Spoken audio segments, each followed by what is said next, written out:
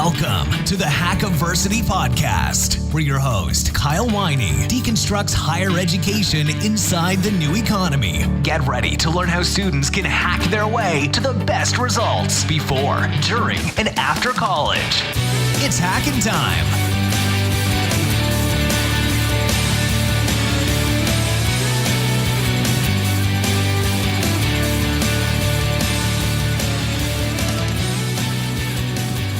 Ladies and gents, welcome to the Hackiversity Podcast, where I, Kyle Winey, typically, and I emphasize typically, interview recent college graduates who had rapid success immediately after college and deconstruct the reasons why.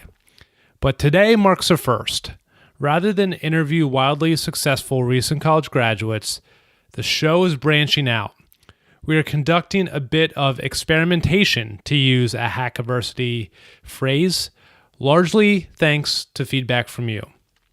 People in our audience have asked us to interview people in the education space, meaning those folks who either make decisions regarding higher education or influence those who do. People wanted to know how the college system works behind the scenes, and we've done just that. Today, I'm excited to welcome onto the show my first public policy guru, Mickey Baines. Mickey works for Kennedy & Company, which is a boutique educational consulting firm located in Washington, D.C. As part of Mickey's job, Mickey consults colleges and universities about mainly how to market to students.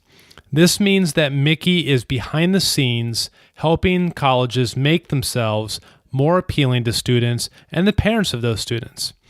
So in this episode, Mickey lifts the veil on discussions that colleges have behind the scenes. We dive into everything from the optimal tuition price to branding strategies to job preparedness. And again, these are conversations that colleges are having about students and how to entice students to come to their school. As you'll see, Mickey has a real presence about himself that is both confident but yet approachable. Perhaps it's no surprise then that Mickey has made his fair share of television appearances on the TV show QVC. Chalk that up to another first for the Hackiversity Podcast, a television guy coming on to the show. So, without further ado, let's dig in. Happy hacking. Mickey, welcome to the show. Thank you so much for having me. Mickey, I'm really excited to have you on because today marks a first for a lot of things with having you on. You are the first time I've ever had a TV star appear on my show, so congratulations on that. And thank you. That's a relative term. And the second first is that I've never had a policy guru on the show. Usually I interview radically successful recent college graduates. So congratulations on another first. To be the first non-successful person on your podcast is an honor. Well, I don't think the unsuccessful part fits the bill, but I'm excited to see everything that you've accomplished. So speaking of that, let's get into your career and kind of how you fit into the educational arena. So you currently work at Kennedy & Company, which is located in Washington, D.C. Tell me, what exactly is Kennedy & Company? Yeah, so we are a higher education strategy consulting firm. We're pretty small. We have, I think, 13 or 14 staff on board now.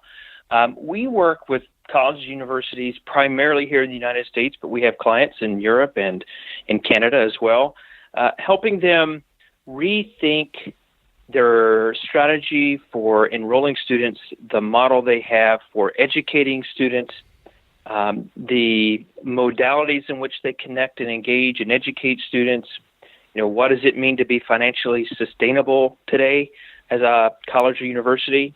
You know, those are a lot of their projects. I work a lot with enrollment-related issues. So if a school isn't as successful as it'd like to be in how it markets and recruits students to enroll, helping them rethink some of those strategies and thinking how they incorporate technology into those efforts. That's really my focus. So you're doing a lot of interfacing with the colleges and universities themselves? Yes. Okay. Yes. And my, usually I'm somewhere across the country. So it could be California, it could be in D.C., the Southeast, could be in the Midwest or in Michigan, in those places. So we have clients all across. Okay, so you generally kind of fly there on site and you put on your presentation. Are you guys running numbers on students or the market kind of at large, or what do some of your discussions look like with these colleges? So it can be both. It can be, let's look at who the prospective student pool is at a particular college university. Let's look at that makeup. Let's look at what you did, all the activities you had in place to build that particular student pool. And let's look at what you say you want to have and compare the two to see if there's a difference. And if so, where are you falling short? Where are you doing better than you thought? How is your reach geographically? It could be market research where we're looking at a particular institution and some of their primary or secondary competitor institutions and how they're competing against them in terms of building that student pool or yielding the right student set compared to that. We work with some even graduate schools or law schools as they think about their rankings and how that is impacting their ability to attract prospective students. And if they want to improve their rankings, what is it they need to do differently? From generating students to looking at how they use financial aid and scholarships to better price their particular programs for an individual student. Mm-hmm. So basically, kind of in short, your job is to consult colleges and universities to kind of maximize enrollment. Yes. Yeah, cool. Do you work with high schools, or is it just mainly the colleges and universities? I would say it's almost exclusively, but near exclusively college and universities. We've had some discussions with a few private secondary schools that have some of these same challenges, but most of our work, and I'll say especially mine, is with the college and universities. Mm-hmm. And when you're having these discussions with the colleges and universities, are they trying to capture high school students? So is it marketing toward the high school students trying to apply for their university? Or is it, kind of trying to capture the hearts and minds of students that already exist at that college so that they don't transfer? Who is the client? Who is the customer? Yep. So it can be both. I would say currently most of it is on the former, those prospective students. We do have clients. I actually have a client now who's focusing on that current student. We have a couple of clients. So schools are beginning to rethink their service models for students. We have several schools that we've been talking to and consulting with as they rebuild that model and what does it mean to, now that technology provides information that we have and we're on this kind of 24-hour cycle, how does a 9-to-5 office support that, and how can technology help support that? And so we're helping them kind of rethink that model so that students can get the information they need when they need it, without requiring the university to have all of their offices open 24 hours a day, which is not the financially feasible thing for them to do. So there's a lot of interest in that. Several states have big initiatives. California has a very large initiative for two-year institutions, the guided pathways model that helps students better identify what are their actual desired outcomes and how can their host institution, the student in which they choose to enroll, how can that institution help create that pathway so that when they enroll, they know what they need to do for the next 6 months or 2 years, or if they're part-time, maybe 3 or 4 years. But they can start laying out that pathway so they know what they need to do along the way to stay on the path.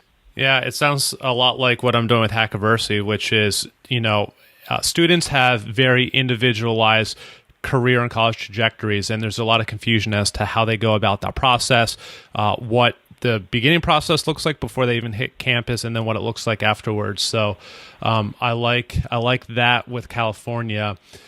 Mickey, I want to ask you about this kind of whole maximizing enrollment thing. So like I said, my work with Hackiversity is really tailored to the student, and I love working with colleges and universities to the extent our interests overlap, but as you can imagine, oftentimes they don't. And one of the concerns I have with this kind of thesis of maximizing enrollment is, doesn't that just lead to academic inflation, meaning that a job that used to require a high school diploma now requires a bachelor's degree, and a job that used to require a bachelor's degree now requires a master's degree? At some point, isn't it kind of a zero-sum game that we're playing? Tell me why I'm wrong. Well, I'm not going to tell you you are wrong. Here's the way I kind of view this. When we're looking to help a school maximize enrollment, the first thing I want to work with the school is to say, this isn't about going and getting anybody with a pulse.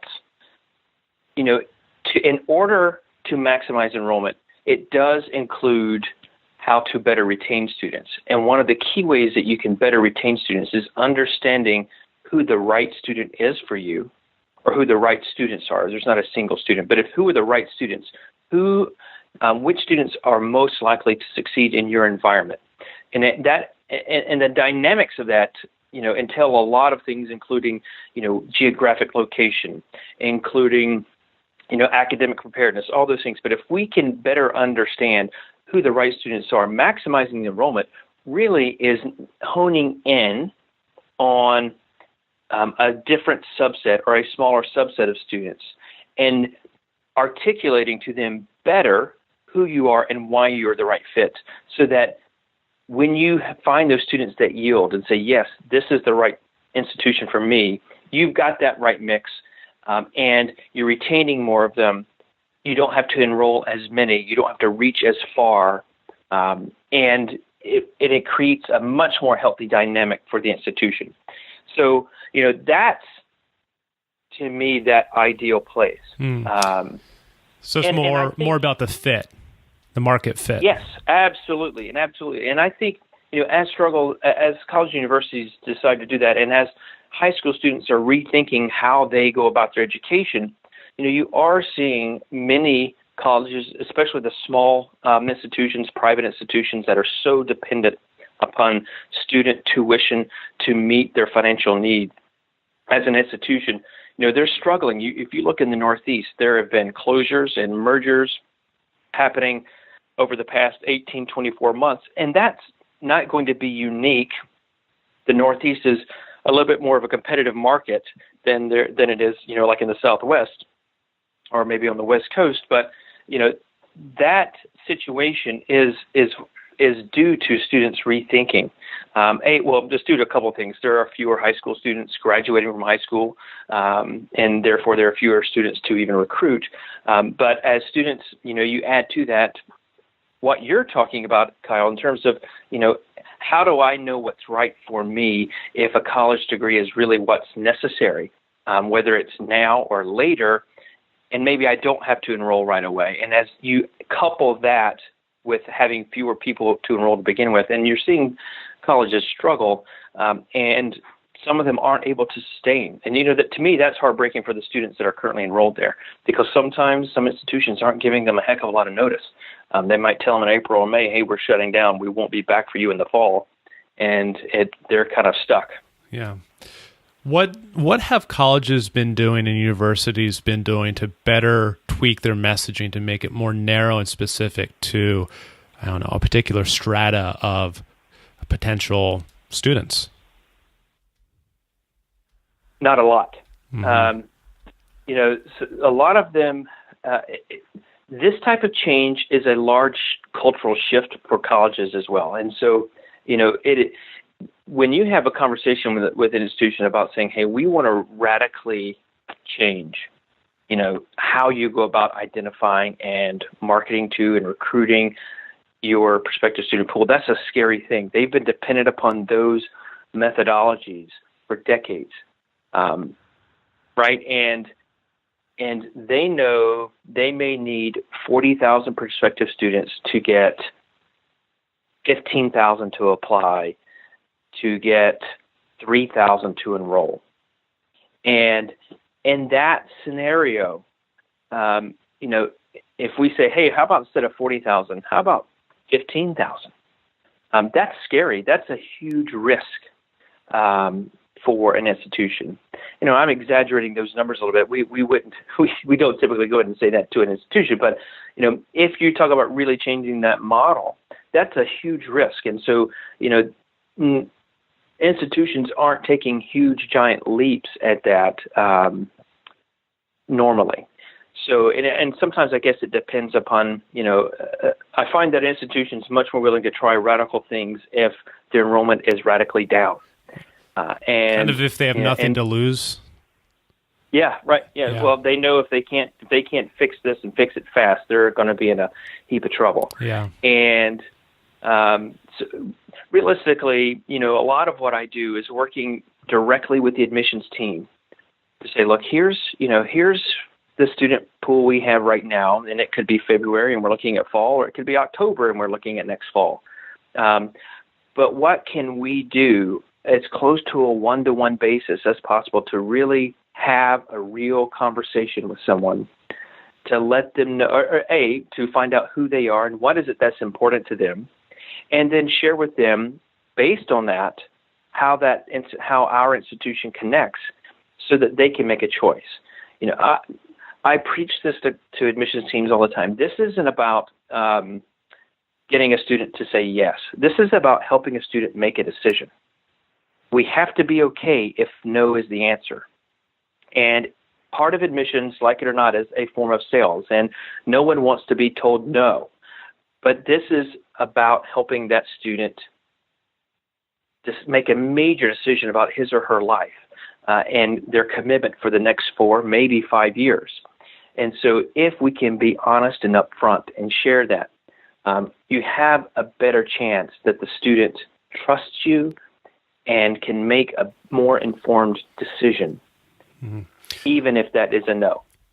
Mickey, I love that approach. I think that's great, and that's more of what students need. You mentioned, though, that some of these colleges and universities who are doing well financially, who don't necessarily have the risks of going out of business in 1, 2, 5 years, aren't necessarily receptive to that kind of change of mindset. So what have some of the conversations been like with some of these more stable colleges and universities when you give them the pitch that you just gave me? So to be honest, I give them a different type of pitch because regardless of their model, they're going to get a significant amount of interest from students as they begin that college search. Because most schools, when you first have that initial interest, you might be looking at 10 or 20 different institutions. And some of those larger institutions who don't have that problem have a bigger name recognition. If you are looking at the Ohio State University, right, they don't need to change that model. They don't need to go out and do a sales pitch to a prospective student, because they have enough people in their pipeline with that interest that will select them. And so most of the times those institutions are looking at, what are ways we can be more efficient? What are programs we're missing that we could add that would be more attractive to some of these students that are finding better fits elsewhere? Are there programs that we should consider adding? Or are there programs that we have now that should be offered online that aren't currently being offered online? Right? Those are some of the types of conversations we have with those institutions. So the conversation about better developing market fit, if you will, those conversations are had more at the smaller schools, probably private schools who aren't necessarily as established. They don't have the name recognition that maybe Harvard, Yale, Stanford, those folks do. Is that right? Yeah, correct. And I would say a more significant portion of them. That's not to say there aren't public schools that hurt. I actually, while my company is based in D.C., I actually live in Pennsylvania, and there's been a lot of talk in the state here, Pennsylvania, with our state-supported higher education institutions that have struggled over the past years as the public funding has diminished a little bit. as they're receiving fewer public dollars and being limited in the amount of tuition dollars that they get from students in terms of that increase, limited that, they've struggled having enough enrollment to meet some of those budgetary demands they have. And so we've seen institutions like that sometimes be more willing to listen to different ideas. Now, sometimes they can do them, sometimes they can't. As a public institution, they have other types of rules and regulations that they have to follow for their state. But it's not just privates, but it's predominantly privates. Yeah. So suppose that you were consulting with a college or university and they said, Mickey, no, I think that you're totally right. We need to specialize. We need to kind of tailor our message to have a better market fit. We want to take your advice. What is the next step then for having them tweak their curriculum or any other kind of product or classroom offering they offer on campus? Well, our next step would be to look at if they have data that we can begin diving into, look and see. We may have to go collect some of that. We may need to have focus groups or surveys with current students, prospective students that did not enroll, with other students that have enrolled elsewhere that maybe never even considered that particular institution, to understand, why are they losing students? Is it because of not having the right academic programs? Is it because they are in a very rural location, and yet they're marketing themselves as tons of things to do, and the students don't see eye to eye with them on that particular topic?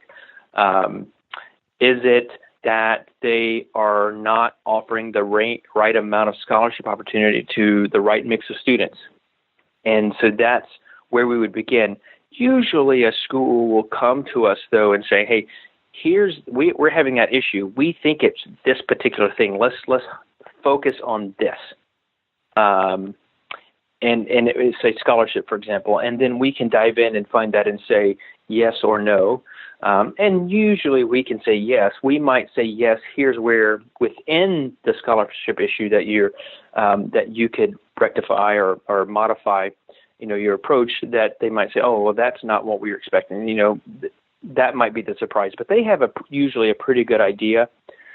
Sometimes they don't.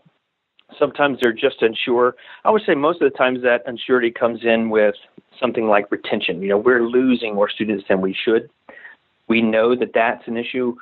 We're just not sure why. We think it's X, Y, or Z, but there's no real data that we have to tell us for sure, and we can dive in there and find some things for them. Cool. Mickey, I work with a lot of parents and a lot of students, and across the board, their primary concern is paying for college. It's the cost.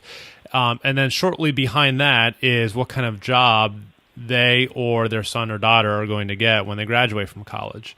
So what are colleges and universities doing about those two problems, the employment issue and then also the cost issue? I'll start with the cost. I know I can speak more directly to that. We do more work in that area for sure. And, you're seeing a bit of a shift with some college universities that are repricing their tuition. And I don't mean by saying, oh, let's not raise it this year, or let's cut it 5%, or only raise it 2%. No, we're seeing some schools that are saying, okay, our tuition last year was $42,000 a year. Next year, our tuition rate is $23,000. So they're rethinking that whole price model, because they are understanding that the price is going beyond each year more and more what a student and family can pay. And they're offsetting that with their scholarship strategy and their financial aid strategy. So that hurts their bottom line as well. And the challenge is, they have fixed costs, and so you can't just say, hey, we get it. We're really going to cut everything 10 or 15% and not have that require some form of dramatic change operationally and in-house. And so college universities, they're really struggling trying to modify the model. But like other organizations, whether it be healthcare or airlines or retail, it's very difficult to go in and just slash that price. Some institutions do really well financially, and most of those have nice, large, healthy endowments. But a significant majority, 95%, 96% of them, don't have that luxury. And so they're not just sitting on $50 or $100 million that they can just use to offset that. They're sitting on $1 million or $5 million. And that, is a struggle for them. So, they're looking at, can we reprice this? Can we take out this discounting we're already doing? And if we take that out, what does that do to our tuition? What might it look like? And that in itself has some benefit to students, because now you can see a clearer, more real cost for that. In terms of employment, well, let me back up for a second. Let me touch on this, on the cost. I think with the cost, if you find the right student and you, as an institution, and you're doing a better job at that, you can more aptly apply the right amount of scholarship for that particular student, because it's the right fit and that they are much more likely to succeed.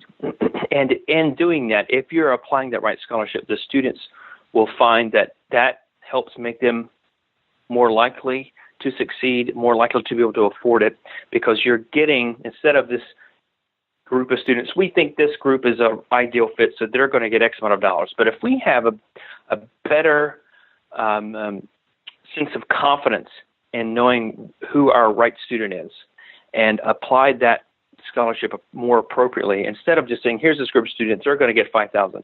Now, this student now, because I'm not giving $5,000 to students that aren't the right fit or that are only kind of the right fit, I can give this student $10,000 or $9,000 or $15,000, and that helps make that more affordable.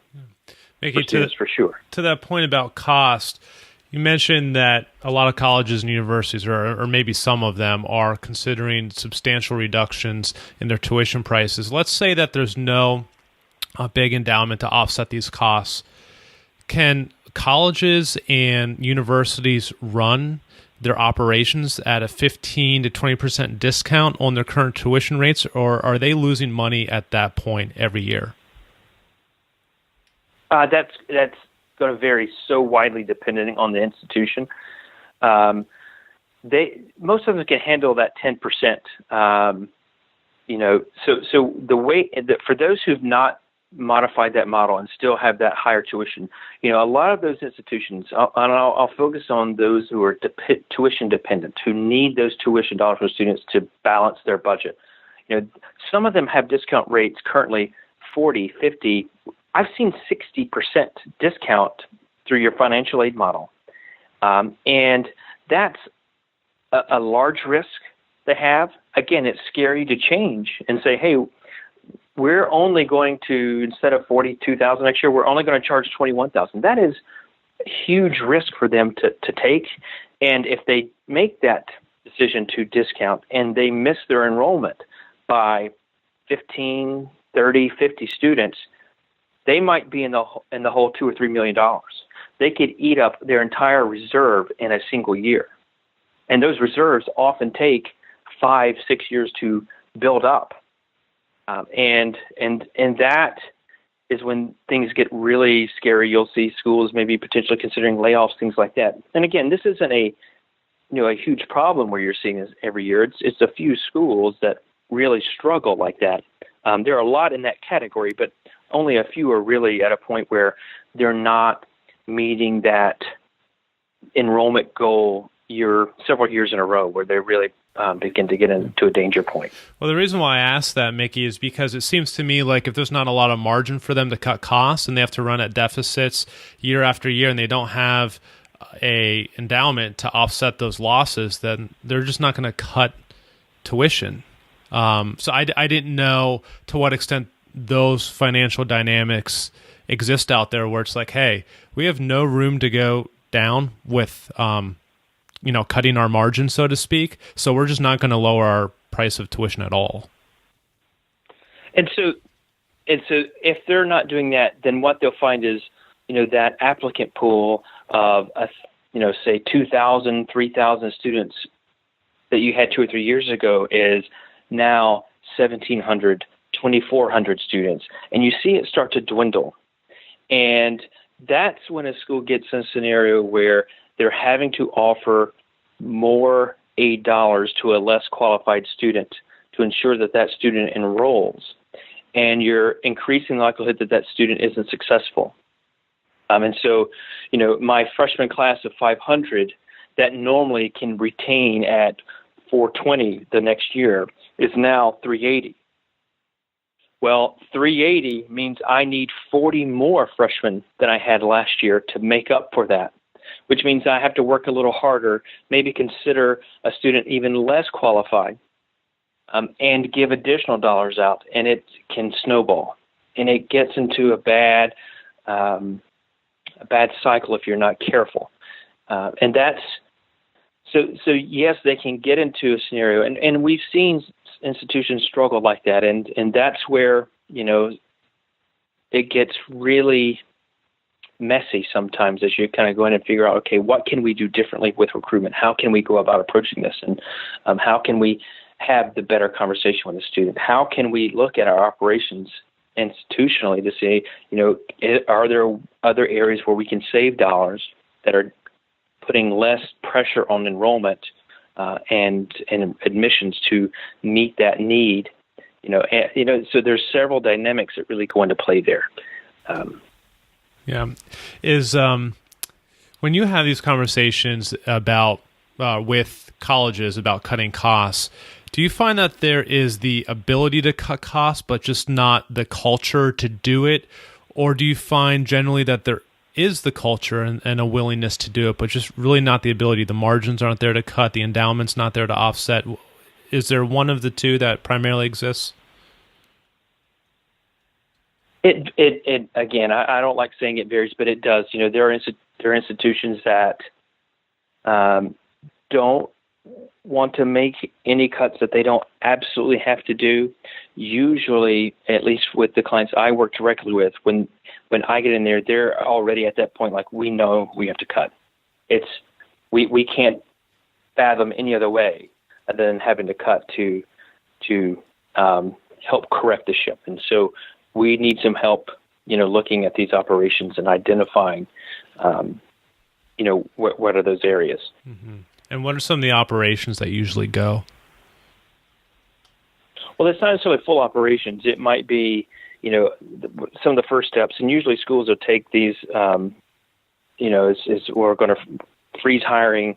If anyone retires or if anyone leaves, we're not going to rehire that position for that role, at least for a period of time.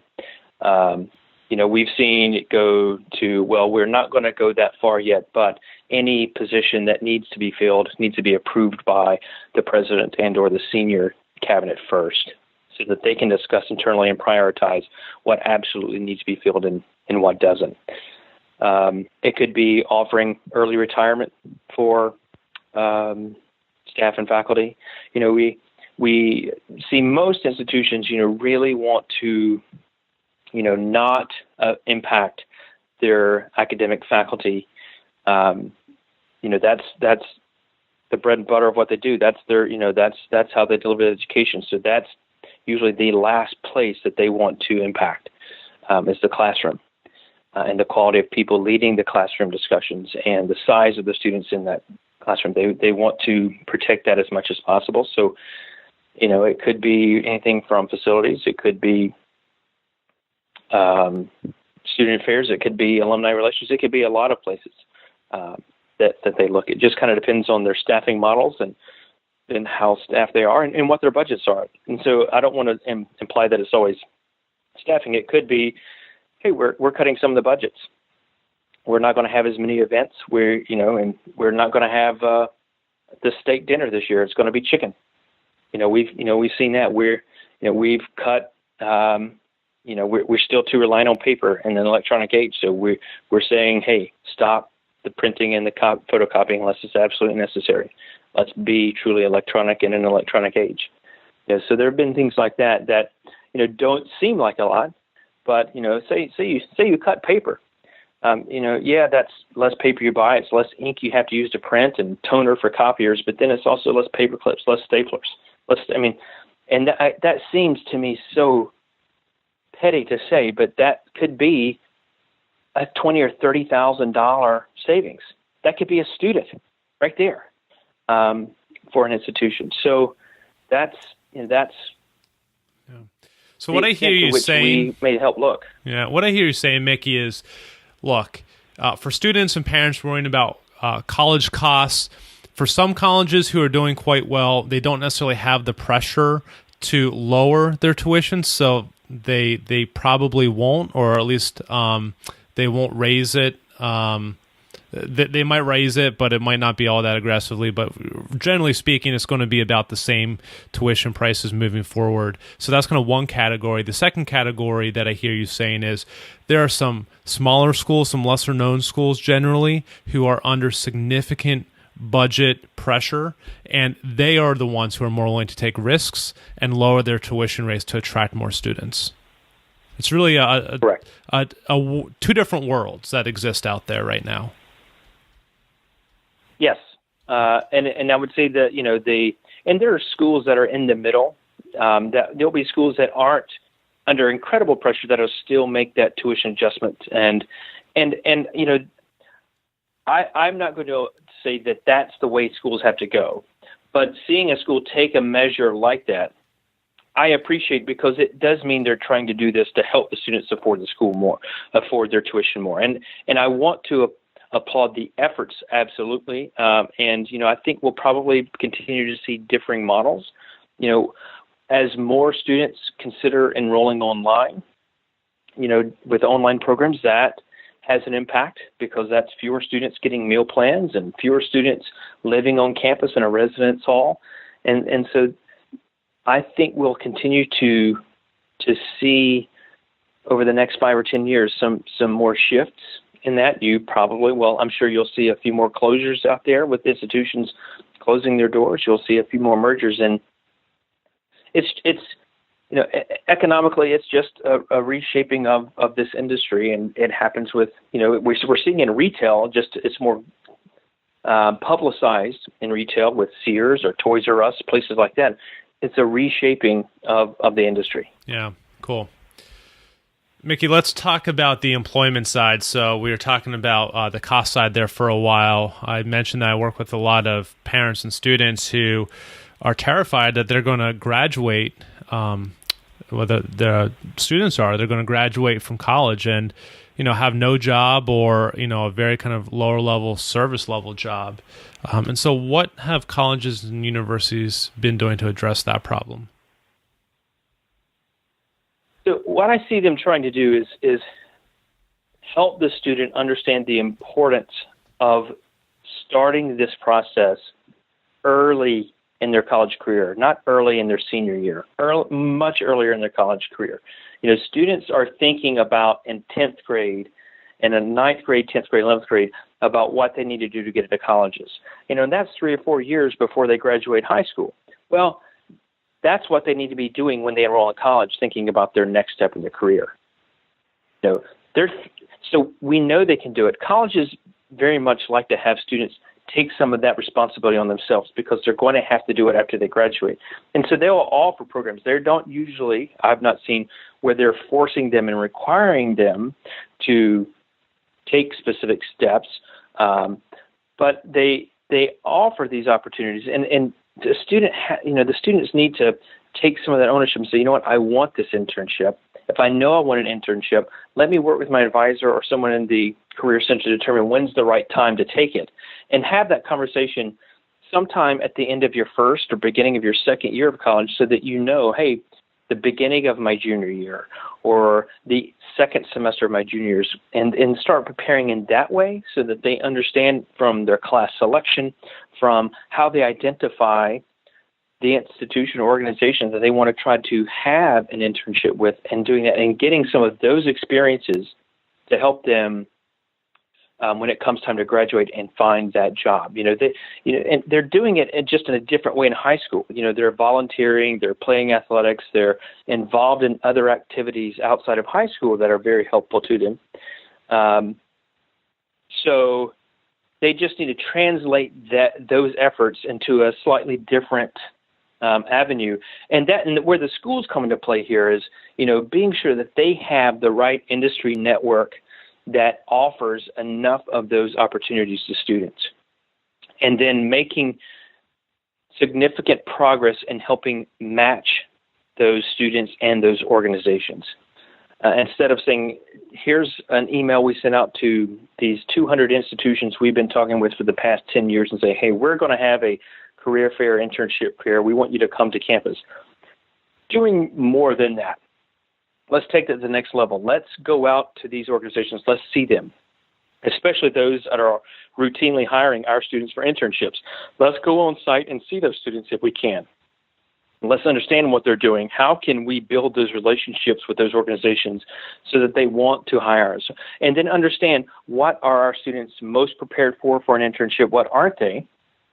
And work with the faculty to ensure that, hey, how can we help cover this weakness that this company that hires 3 or 4 of our students for internships every year says, hey, the one thing we wish they could do better or knew more was this. How can we find a way to address that?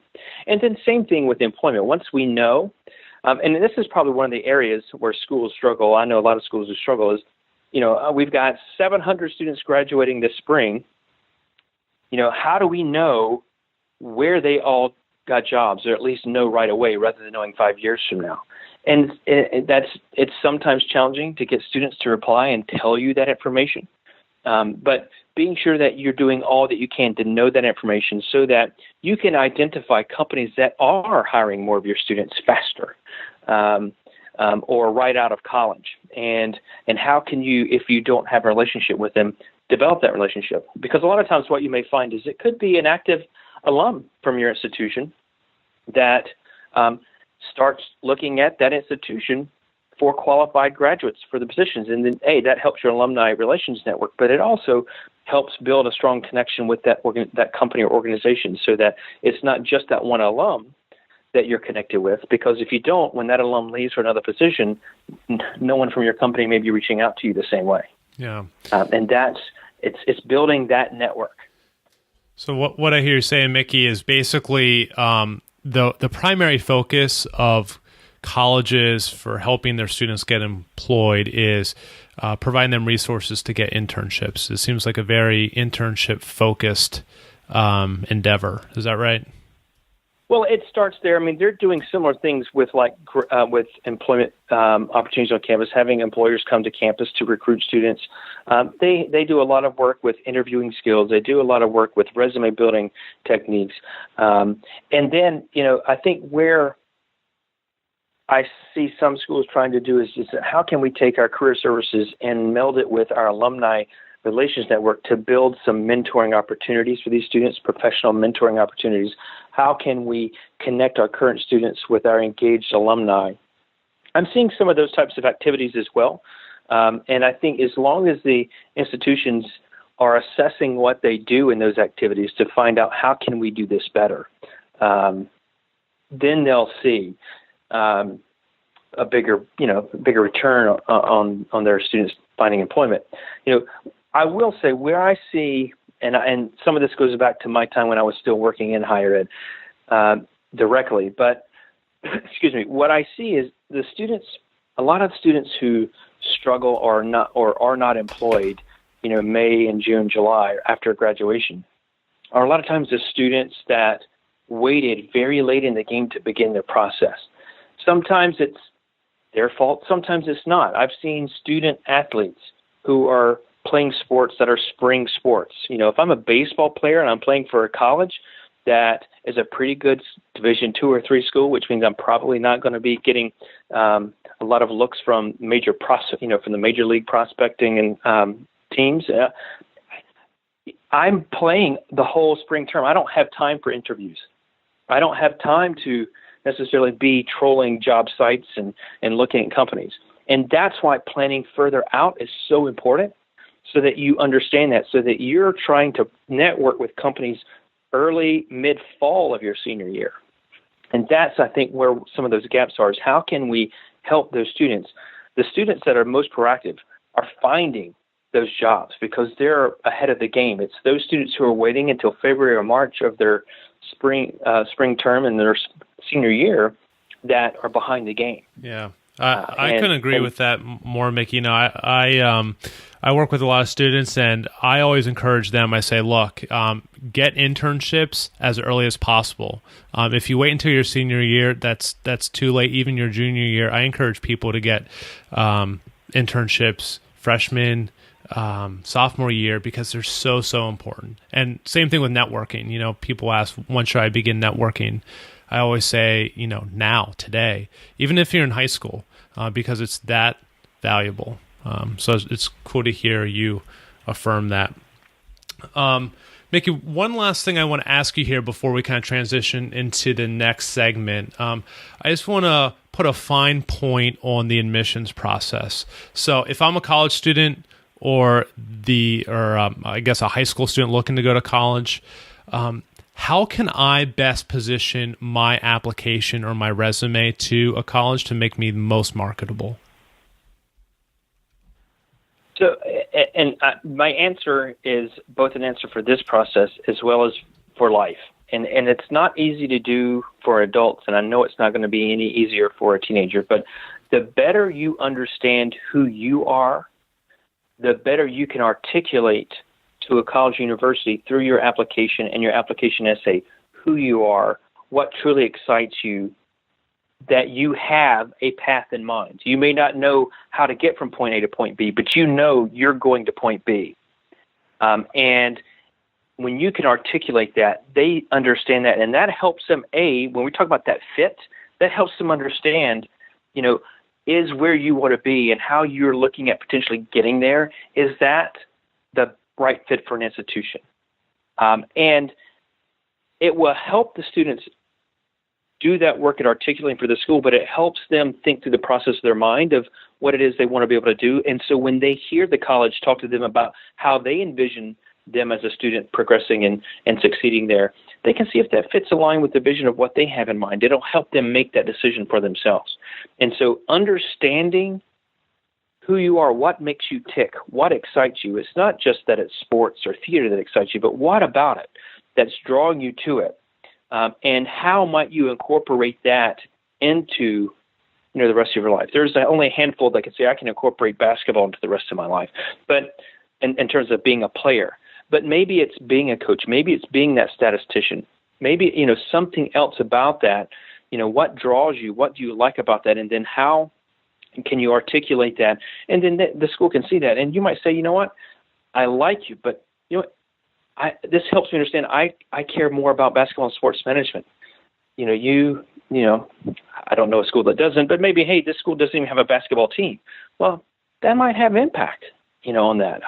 There's less opportunity for me to study that sport and to learn how to be a successful coach in that sport if they don't have a team where I can maybe be a team manager. Yeah. To pick some of that up. And so I think that's really key for it. Cool. For this process. Yeah, I love that, Mick. It sounds like you read Hackiversity, because half of my book is talking about self-awareness and how that is so important to not only drive where you go in life, but how you play the college game in particular. And so many people want to concentrate on the what to do when they get to college. So what classes to take, who to network with, what internships to get. But if you don't know for what purpose that's for, like where am I going to begin with, those other questions about interning and networking, they're just really misguided. And so it is so important to know where you're going and to have that self-awareness to figure out what makes you tick and what do you want out of the college experience.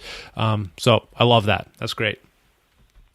Yeah, and I would assume if you go back and you said, I'm your first person you've had on the show that was not so successful right out of college as you're interviewing them, if you look at those, I'm going to assume all of those folks you've interviewed had a pretty good idea before they started college about who they wanted to be, where they wanted to be. They may have changed majors, but they had a stronger understanding of what kind of made them tick.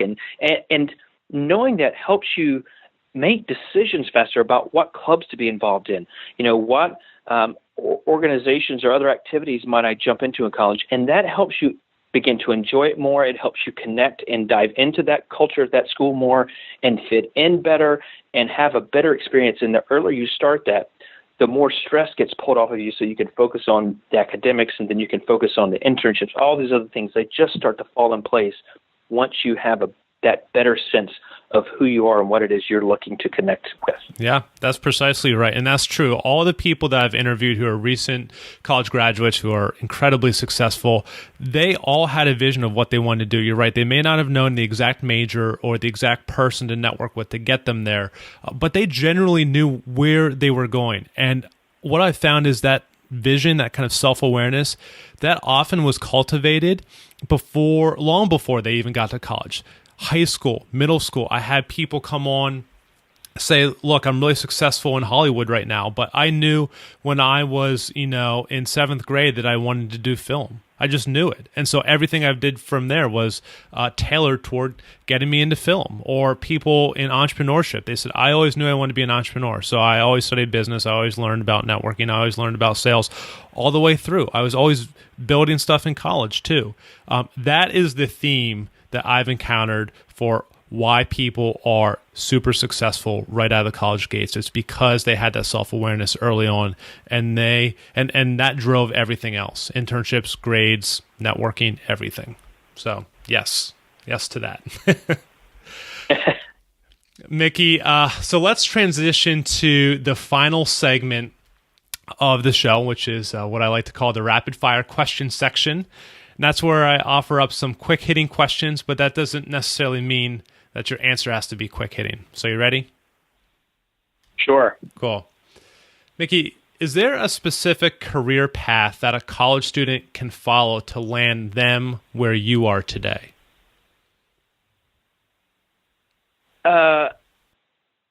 Maybe. My undergrad in college was as a theater major. And as a consultant, people may or may not make that connection of how it fits in with that. You sure aren't a college student majoring in theater thinking, I want this degree so I can be a consultant. That's not what you're thinking. That didn't encounter your brain at the time, huh? Not at all. But there are a few skills that I picked up, even in my very first acting course, that I use every day. Of observation, just the skill of observing the world around you, the people around you, the people in a room, the dynamics, who is with you, who doesn't get it, who's against you. Seeing all of that in a room has dramatic impact on how I continue to approach a project and a client. And that first acting class where I remember one of our assignments was to go out, observe people, pick up a person that you're going to impersonate, watch their mannerisms. You're not trying to make some Cosmo Kramer type character from Seinfeld. You want to replicate this person and understand what makes them tick without them knowing you're staring at them for a long period of time, but watch them, observe them, and then come in and present that person to the class. Just that type of observation, I use it every day. So there, and I haven't come across another consultant that was a theater major in their undergrad. And I use more of that, I will tell you, than I use of my graduate degree in what I do now. And it's because I work so much with people and dynamics and helping coach teams. That is very powerful for me. I don't know if there's a straightforward path. I have colleagues who left right out of college and began consulting in this industry. As an analyst for a company. Now, a lot of those folks are analyzing data, and so they're a lot of business majors. We've got, could be marketing major, communications majors that we have. I think we may have an English major on our team as well, because there's a lot of writing involved in some of our reports and being able to take the data and articulate it in a very effective manner. That's important. And so there's not, I would say, a single path. I think the degree hopefully will help each student develop a strong set of critical thinking skills that help you see the numbers in the data and to articulate and see the causes, because there's usually not a single cause. And how does, for example, a student's meal plan and their use of that meal plan tell me if they're having issues on campus? Like that, we look at things like that, and having those critical thinking where you see, oh, here's this data point, this is a meal plan. What else do we have? No, I want to look at that meal plan to say, hey, here's a student who has 14 meals a week and hasn't used a meal in the past 5 days. Something's not right. If they live on campus, they don't have a kitchen, so what are they doing for food? And I can look at that and say, okay, they have gone from a 3.0 to a 2.7 to a 2.4 over the past several semesters. Here's a student who needs help before it gets to be too late. Right? Being able to think in those ways, and that's where, at the time in college, was never on my mind. I was not one of those top academic students. I was one of those having the most fun students. I've known a lot of those people. Yes. But, there are, I mentioned the acting course. There are a couple other courses that I took that had nothing to do with theater that still resound with me. And so that's where I think you also pick up so much potential learning opportunity that will carry you forward in life. U.S. history. Professor Mark Smith, I'll never forget him. He was British, by the way, which was ironic, right? That I had someone from the UK teaching me my U.S. history course. Seeing how he prepared for course, he would be there 10 minutes before class began and filled up one of those wall-long blackboards with the terms we're going to cover an hour and 15 minutes and flew through that. The first time in college where the book assignments they gave us were books that I actually wanted to read. And so he got me that engaged. And then logic. Never would have guessed a logic course would have been one, but that was one, for whatever reason, it just fit my brain. There wasn't a question the teacher could throw out at us that I couldn't understand and get. I took it spring of my freshman year and helped tutor it for the next 4 years because it was just natural for me, and that got my mind thinking in ways that it hadn't thought before, and that helped me drive towards challenges and problems that work through like logic, that invigorate me and excite me. And that's how, when I'm getting involved in a project, when I find those, I like those opportunities. It helped me find some of those avenues that really excited me. And that's what we were talking about earlier in terms of finding who you are and then going in that direction. I wish I'd have known some of those things before college, and maybe I would have taken a few other courses that I would have enjoyed more. Yeah. So cool. There's not a single path. It's just creating your path and moving towards that which excites you and motivates you to keep wanting to do more. Yeah, well, comes back to self-awareness. I like it. Yes. Last question for you, Mickey. If you could recommend something to a college student in the form of a tweet, what would it be? In the form of a tweet, I'm not a big tweeter. I've wanted to be for so long, and I'm just not clever enough to do it. So if I wanted to, is it recommend something to a student through a tweet? Yes. If you could recommend something to a college student in the form of a tweet, what would it be? Do I have to say it like a tweet? We'll allow some flexibility on your tweet. Okay. So I'm going to connect it to another question we talked about before we started the interview. And it was a question I said I didn't even have an answer to, but now I have an answer to it. So what was the question? You think about, it was about the book. So if I would recommend a book. If you would recommend a book to a college student or a high school senior. Yep. Yeah. Yep. So I'm going to combine that with the tweet. All right.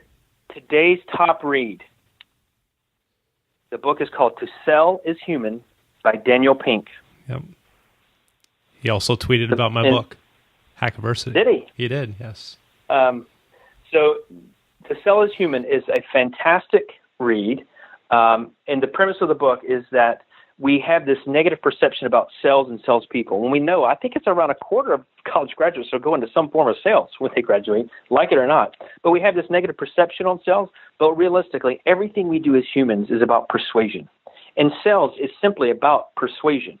And if we look at it that way and see that the conversation we have with our parents so that we can stay out past our curfew time is about persuasion.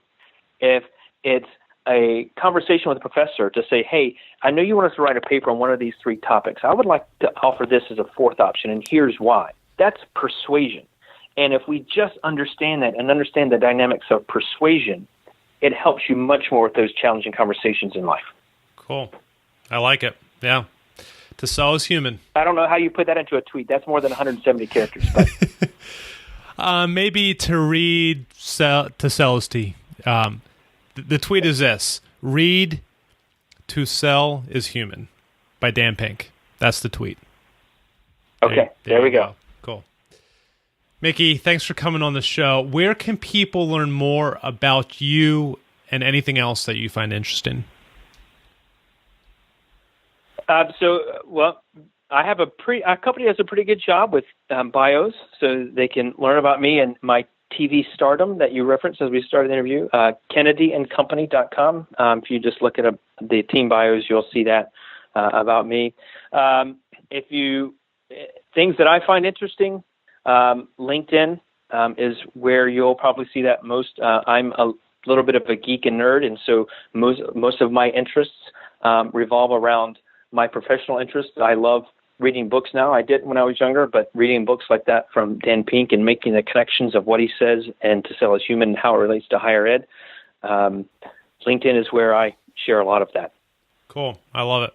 I will put all that in the show notes with links so people can click directly on those things. Mickey, thanks for coming on.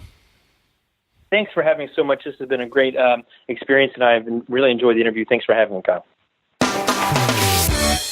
Hey everyone, 2 major takeaways I want to emphasize before wrapping up. The first is about self-awareness. When I asked Mickey, what is the one thing that students can do to help them succeed during the college admissions process, he said, learn what makes you tick. Or for those who have read Hackiversity, what he said was, develop self-awareness. Notice what Mickey did not say. He did not say, get higher grades, be the president of more clubs, or immerse yourself inside more extracurricular activities. No, he said it's important to know yourself, to understand where you're going and why. Everyone today is so obsessed with things like grades and other resume line items. And while those may be important, those are step 2 inside the college arena. But first, you must understand where you're going. That's one thing every wildly successful recent college graduate on this show says. They knew where they were going, and that's how they got there. They didn't wander into success. Success was not an accident for them. Sure, they may not have known the exact path to get there, but they at least knew where they wanted to end up. So it is with the college admissions process. It's the exact same thing. If you want to get into better schools, focus on developing self-awareness. You'll present yourself much better to the admissions staff, and you'll have a much higher chance of success once you're on campus. The second thing I want to emphasize is what Mickey said about the marketing strategies of colleges and universities.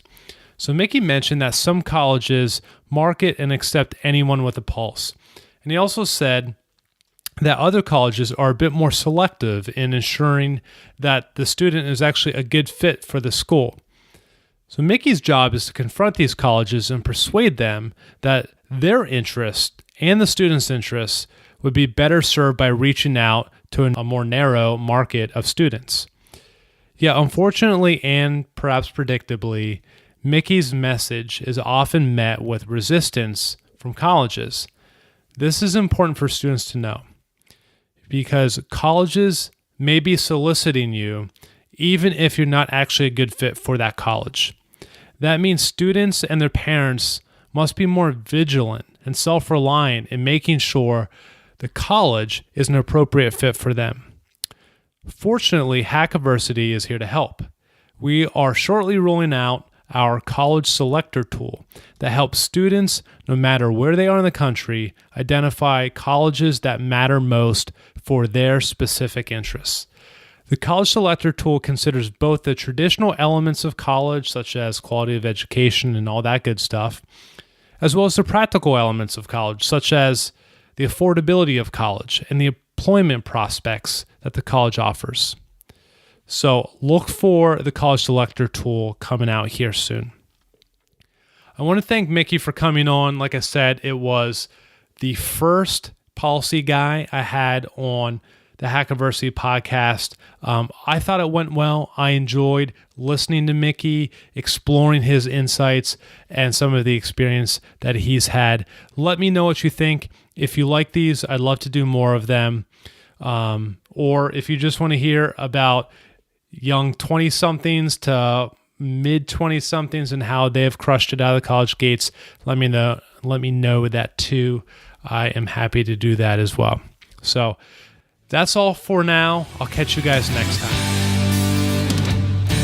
If you want more Hackiversity and our optimized approach to hacking college, subscribe to this podcast on iTunes or grab the book on Amazon. For the show notes and the latest on Hackiversity, check out hackiversity.com. Don't forget to follow @Hackiversity on Instagram, Twitter, and Facebook. Until next time, happy hacking.